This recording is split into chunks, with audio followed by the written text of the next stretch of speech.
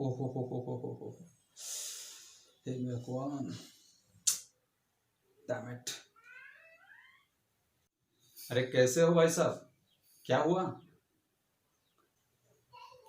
क्या बताओ दोस्त, मेरा पूरा पैसा शेयर मार्केट में जो मैंने लगाया था पूरा डाउन हो गया, डूब गया पैसा मेरा। अच्छा, कहाँ पे डूब गया पैसा? मार्केट में? ओ हो। तो कोई बात नहीं, आपने अलग जगह भी इन्वेस्ट किया होगा ना? नहीं किया? और सिर्फ पूरा पैसा मार्केट में लगा दिया?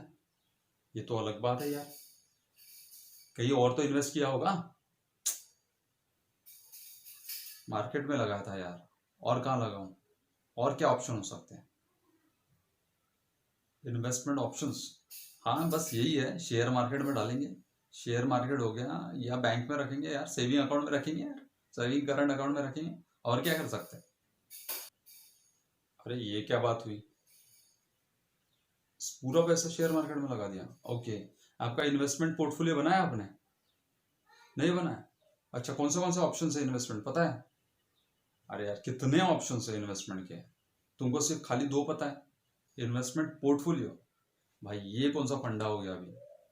इन्वेस्टमेंट पोर्टफोलियो, ये तो पहली बार सुन रहा हूँ। शूटिंग में पोर्टफोलियो बनाते ही है हमको पता है, लेकिन यहाँ पे इन्वेस्टमेंट पोर्टफोलियो, मजाक तो नहीं कर रहा हूँ यार, मैं पहले परेशान हूँ, और परेशान मत करो मुझे प्लीज। सच्ची में है इन्वेस्टमेंट पोर्टफोलियो?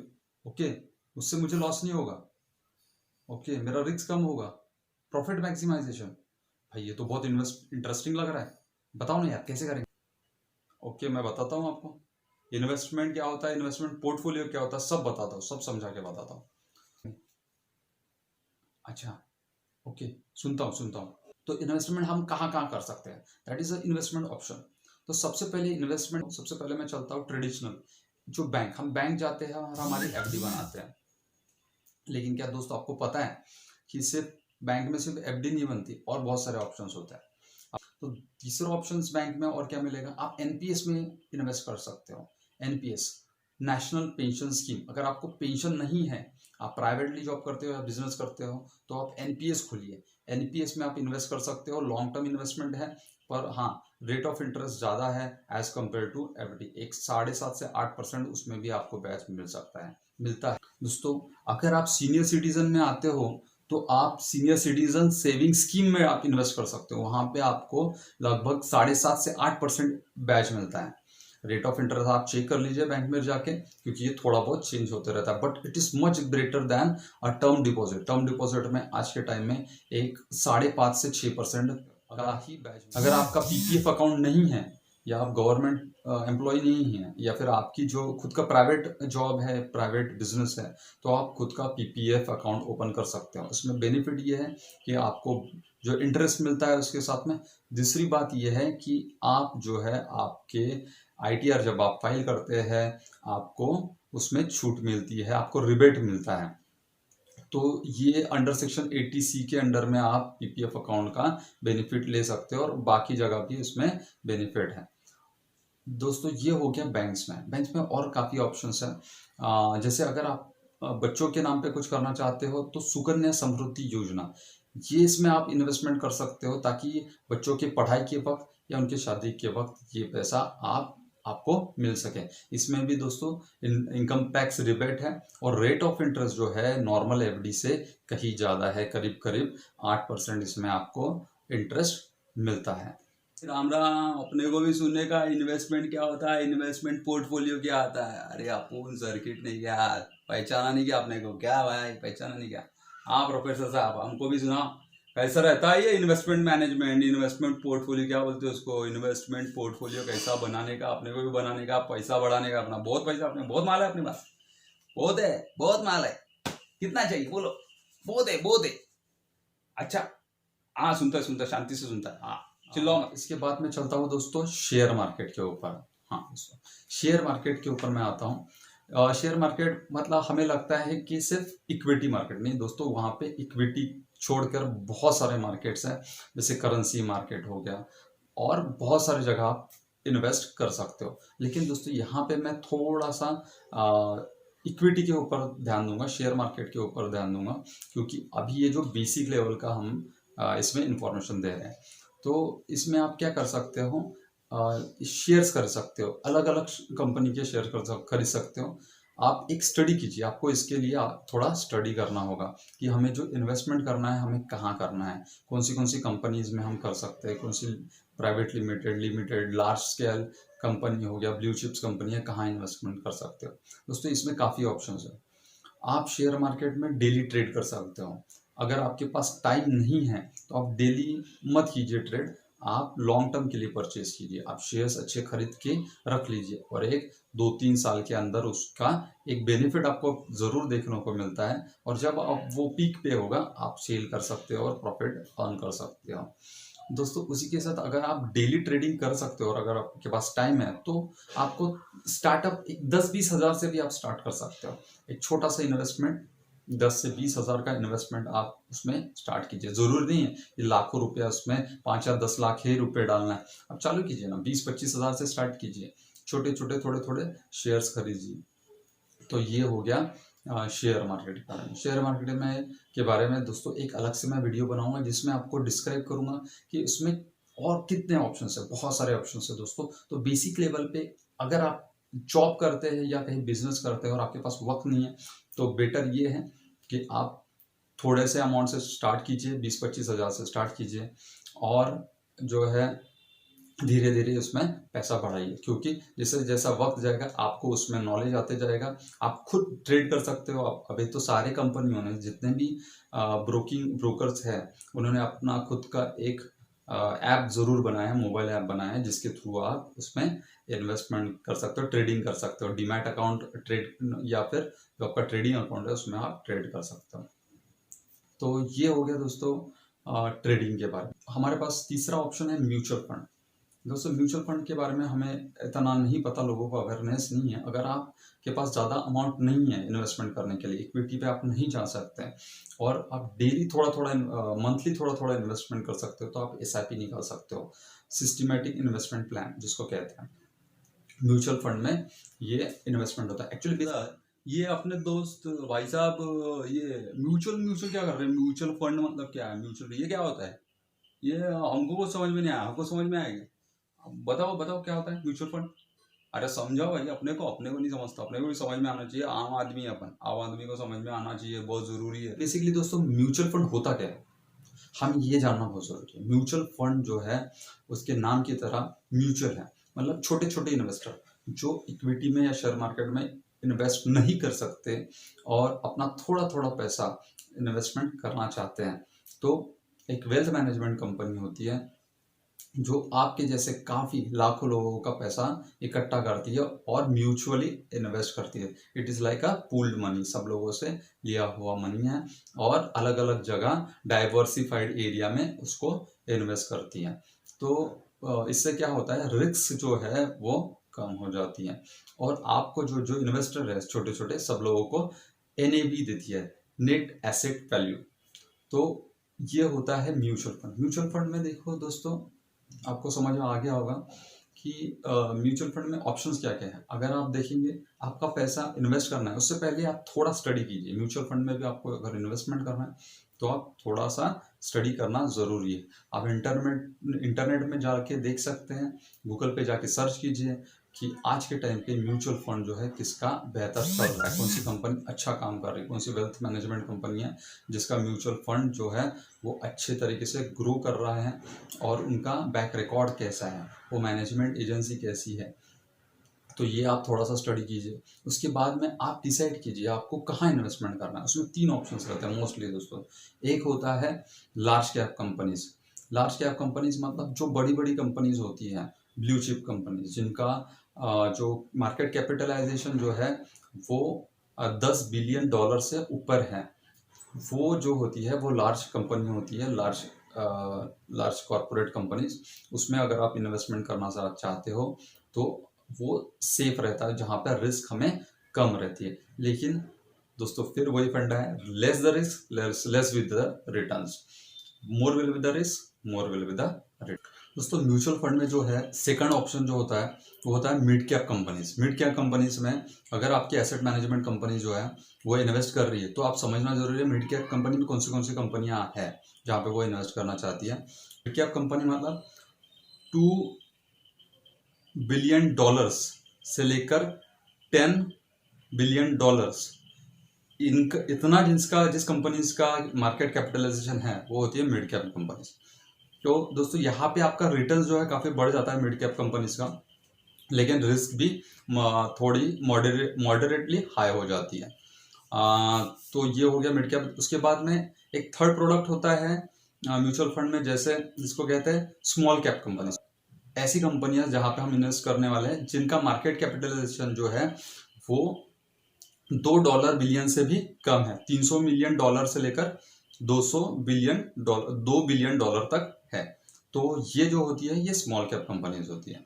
तो दोस्तों ये जो कंपनी है यहाँ पे ये कैसी नई कंपनी होती है, पर इसमें ग्रोथ के रेट्स बहुत ज़्यादा हाई होते हैं, रिटर्न्स के रेट बहुत हाई होते हैं, लेकिन उसी वक्त दोस्तों रिस्क भी एज कम्पेयर टू ज़्यादा होती है। तो वही फंडा होता है, high the risk high will be the returns. तो विदाउट रिस्क अगर रिस्क कम लेंगे तो रिटर्न्स भी कम मिलेंगे, क्योंकि जो लार्ज कैप कंपनी है वो स्थिर रहती है, उसमें ज़्यादा उछाल नहीं होता, धीरे धीरे स्टेडीली ग्रो होती है। लेकिन स्मॉल कैप कंपनी जो है कम वक्त में ज़्यादा रिटर्न्स दे सकती है। तो दोस्तों ये हो गया म्यूचुअल फंड्स। जब भी आप म्यूचुअल फंड्स खरीदें तो आप कौन सा प्रोडक्ट खरीद रहे हैं इसके बारे में जानकारी लें, उसका मार्केट में उस एजेंसी का, उस एसेट मैनेजमेंट कंपनी जो है उसका बैकग्राउंड कैसा है, वो कैसी है, उनका बैक हिस्ट्री कैसी है, कितना इन्वेस्टमेंट में रिटर्न्स दे चुकी है, हम जो इन्वेस्टमेंट कर रहे हैं वो प्रोडक्ट कौन सा है, ये समझ लेना आपके लिए बहुत जरूरी है। दोस्तों म्यूचुअल फंड के बाद में हमारे पास चौथा इन्वेस्टमेंट ऑप्शन है गोल्ड का। भाई गोल्ड की बात कर रहे क्या? ये अपने पास बहुत है, 50 तोला, आपने बहुत इन्वेस्ट किया है गोल्ड में। देखो भाई पूरा गोल्ड में बना डाला, ऑर्नामेंट्स, ये 50 तोला भाई, क्या समझा क्या? और भी रखा है अपने अड्डे पे। हाँ दोस्तों आप गोल्ड में इन्वेस्टमेंट कर सकते हैं, ये हमारा ट्रेडिशनल इन्वेस्टमेंट है दोस्तों, हम गोल्ड में हमेशा खरीदते हैं। लेकिन गोल्ड क्या आप जानते हैं, गोल्ड जरूरी नहीं आप फिजिकल फॉर्म में ले, आप डीमटेरियलाइज फॉर्म में भी गोल्ड परचेज कर सकते हैं।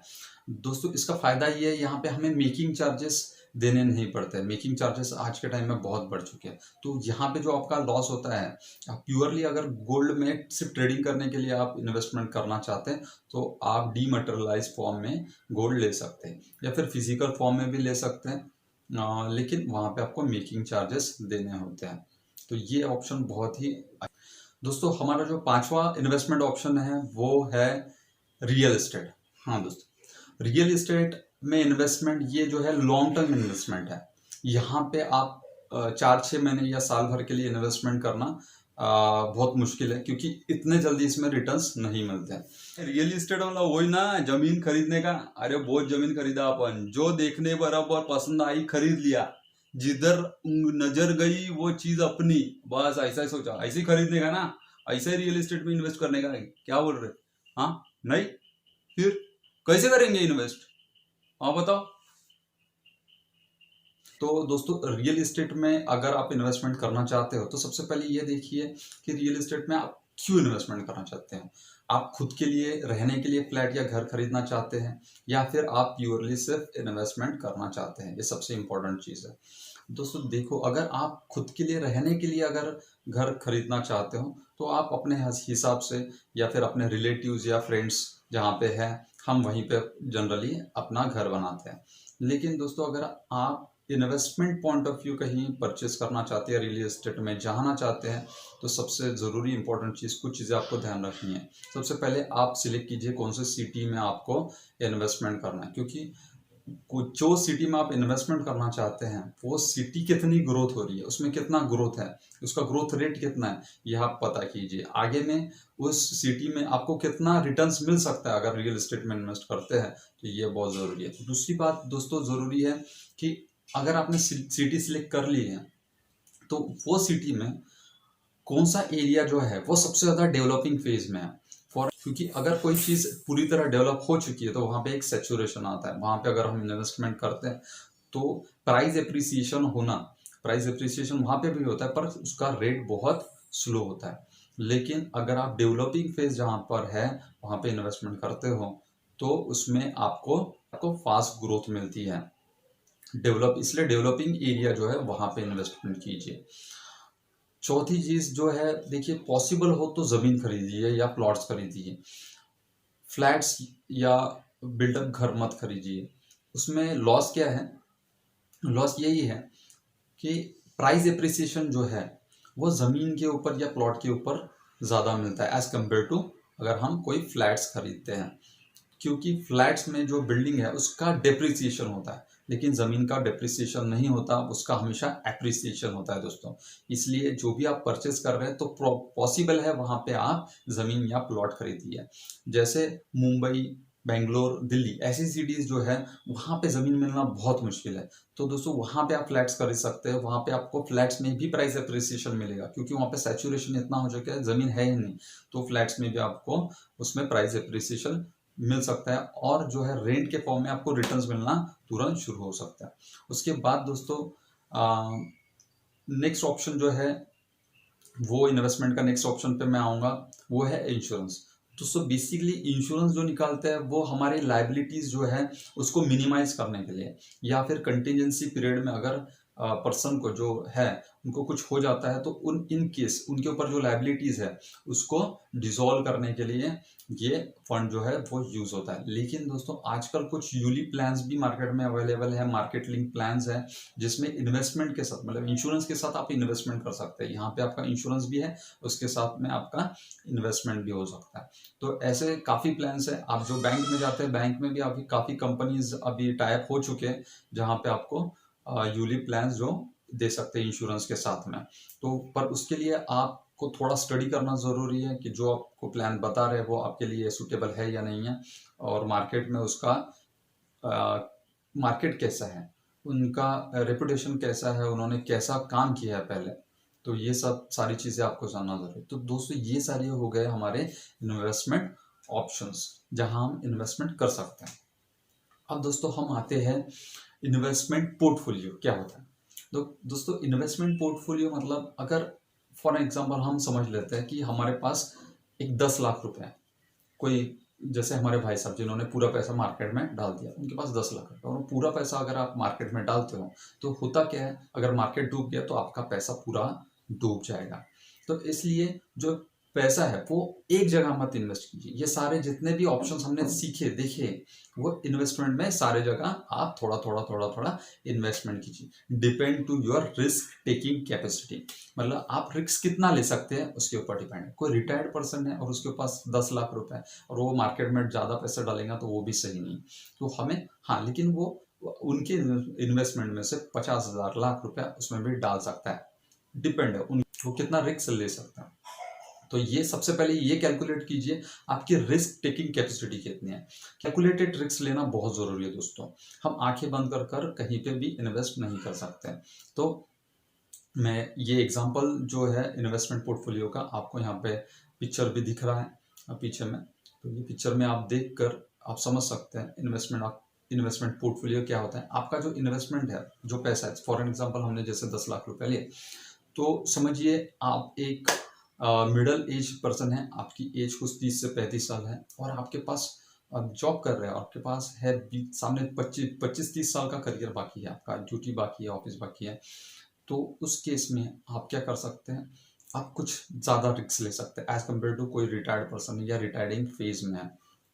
तो बस आप उस केस में कुछ पैसा जो है 25% समझ लो आपने डाल दिया शेयर मार्केट में, ताकि आपको रिटर्न्स भी काफ़ी अच्छा है। देखो शेयर मार्केट में भी इन्वेस्टमेंट करते वक्त शेयर का भी जो इक्विटी से होती है उनका भी अलग से पोर्टफोलियो होता है। उसके ऊपर मैं एक अलग से वीडियो बनाने वाला हूँ शेयर मार्केट के ऊपर, उसमें हम डिटेल में जानेंगे। तो दोस्तों कुछ पैसा हमने उसमें डाल दिया, जैसे फॉर एग्जाम्पल 25% हमने शेयर मार्केट में डाल दिया, बचा हमारे पास 7.5 लाख, 2.5 लाख हमने शेयर मार्केट में डाल दिया। उसके बाद दोस्तों हमारा ऑप्शन है बैंक में हमने दोस्तों 2 लाख रुपए डाल दिया, हमारे पास बचा है 5.5 लाख। उसके बाद दोस्तों मैंने गोल्ड खरीद लिया 50,000 का, बचे है 5 लाख। अब रियल एस्टेट में हम इन्वेस्टमेंट कर सकते हैं। रियल एस्टेट में बहुत बड़ा बजट होता है, तो इसके लिए आप छोटे छोटे पहले इन्वेस्टमेंट कीजिए और वो छोटा इन्वेस्टमेंट मिलाकर आप जो पैसा है वो रियल एस्टेट में डाल सकते हैं।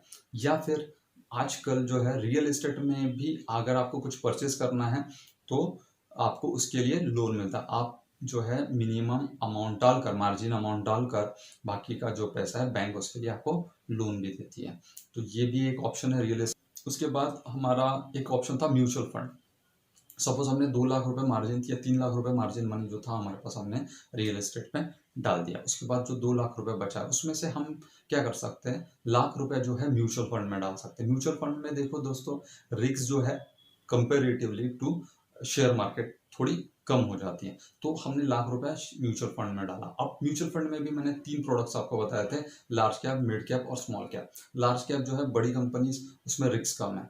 मिड कैप कंपनीज में रिस्क थोड़ी मॉडरेटली हाई है, लेकिन रिटर्न्स भी उस हिसाब से ज़्यादा आते हैं। और स्मॉल कैप मतलब जो छोटी company as compare to this, छोटी मतलब इतनी भी छोटी नहीं होती, but it's smaller than this large and mid cap. तो वो जो कंपनीज हैं उसमें अगर आप इन्वेस्टमेंट कर रहे हैं, जो आपका प्रोडक्ट है वो वहाँ पे इन्वेस्टमेंट हो रहा है, तो वहाँ पे आपको रिटर्न्स ज़्यादा मिलने के चांसेस होते हैं। पर इसके लिए आपको उसकी थोड़ी स्टडी कीजिए और वो पैसा आप म्यूचुअल फंड का जो ऑप्शन था, हमारा इन्वेस्टमेंट ऑप्शन था, वो इंश्योरेंस यूलिप लिंक जो प्लान है वो हम खरीद सकते हैं दोस्तों। इसमें हमारा इन्वेस्टमेंट भी होता है प्लस हमारी जो रिस्क है वो भी कम रहती है। इस तरीके से हमने हमारा जो 10 लाख रुपए है वो अलग अलग टुकड़ी में समेट लिया है, ठीक है, और सजाकर अलग अलग जगह इन्वेस्ट किया। अब इसमें क्या होता है दोस्तों, ये जो अलग अलग सेक्टर है, जैसे हमने कुछ पैसा डाला इक्विटी में, कुछ बैंक में, और कुछ डाला शेयर मार्केट, कुछ इंश्योरेंस में डाला, कुछ गोल्ड में डाला। तो इसमें से कोई सेक्टर अगर डाउनफॉल में जाता है, सपोज शेयर मार्केट डाउन हो गया पर गोल्ड मार्केट अप हो गया, तो आपको जो है आपका जो रिस्क है यहाँ पे कम हो गया है, देखिए। और जो आपका प्रॉफिट जो है, जो लॉस में जा रहा था, वो लॉस भी इन्होंने बेयर कर लिया, ठीक है। अभी शेयर मार्केट डाउन हो गया। दूसरी बात जो है, अगर इंश्योरेंस अगर हम देखेंगे, इंश्योरेंस स्टेडी है, आपकी एफडी स्टेडी है, यहाँ पे आपको रिस्क नहीं है, आपका इनकम यहाँ पे आ रहा है। तो ऐसे फेज में क्या होगा, ये रियल एस्टेट स्टेडी है, तो इस केस में आपको क्या होगा, लॉस जो है वो कम होगा। इसको कहते हैं risk minimisation and profit optimisation. तो इस तरीके से जो प्रॉफिट उसमें से निकलता है लॉन्ग टर्म में, तो ये जो प्रॉफिट होता है वो होता है, मैक्सिमम नहीं बोल सकते इसको, ऑप्टिमिस्टिक प्रॉफिट जो इसको हम कह सकते हैं। तो इस तरीके से हम अपना इन्वेस्टमेंट पोर्टफोलियो बना सकते हैं। तो दोस्त आपको समझ में आ गया होगा अब इन्वेस्टमेंट पोर्टफोलियो क्या होता है, इन्वेस्टमेंट ऑप्शन क्या है और इन्वेस्टमेंट पोर्टफोलियो हम कैसे बना सकते हैं। तो अभी नेक्स्ट टाइम आप जब भी इन्वेस्ट करोगे तो ध्यान रखिए, अपना जो पैसा है वो एक जगह कहीं नहीं लगाना है, इन्वेस्टमेंट पोर्टफोलियो बनाना है। और इन्वेस्टमेंट पोर्टफोलियो अपने हिसाब से कैसा सूटेबल होता है वो आप खुद स्टडी कीजिए और आप बना सकते हैं, ठीक है। इन्वेस्टमेंट पोर्टफोलियो बनाना इतना ज़रूरी है, मैंने कभी सोचा ही नहीं था। अगर मैंने इन्वेस्टमेंट पोर्टफोलियो बनाया होता तो आज मेरा पैसा डूबा नहीं होता। को भी समझ में आ गया क्या? अपने को भी समझ में आ गया कि इन्वेस्टमेंट ऑप्शन क्या क्या है, क्या क्या नहीं है। तुमको समझ में आ गया, भाई साहब ने बहुत अच्छे से समझा के बताया। मेरे को समझ में आ गया, इनको समझ में आ गया, आपको भी समझ में आ ही गया होगा। समझे क्या? अपुन सर्किट है, अपने दिमाग में अगर बात घुस सकती है तो तुम्हारे दिमाग में भी जरूर घुस सकती है। तो इन्वेस्टमेंट हमेशा पोर्टफोलियो बनाओ और अपना इन्वेस्टमेंट उस तरीके से करो। क्या बोलते बॉस? सही है ना भाई? नहीं होता। तो दोस्तों नेक्स्ट टाइम आप भी पक्का इन्वेस्टमेंट पोर्टफोलियो बनाइए, आपका उनसे उसको देखिए कहाँ पे आपके लिए सूटेबल है, कहाँ पे आप इन्वेस्टमेंट कर सकते हैं, उसके बाद ही आपका पैसा डालिए, ठीक है। थैंक यू दोस्त, थैंक यू।